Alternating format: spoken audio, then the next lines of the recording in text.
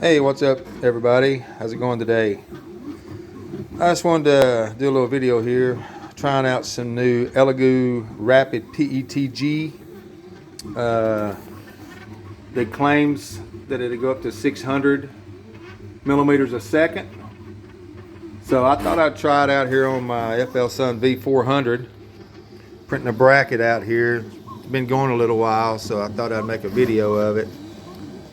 And it looks like it's doing pretty good. I don't see many you can't see many layer lines on that. I had to mess around with it a little bit to get it to print right and stick.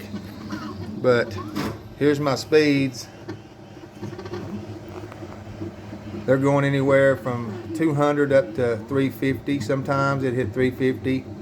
And it seems to be doing pretty good. As you can see, I don't have much stringing at all. I got a little wispy strings, but nothing major. And this particular bracket has writing on the side, so you can see the writing's coming out good on it. So pretty happy with it. I'll try to do another video when it's finished. Thanks for watching.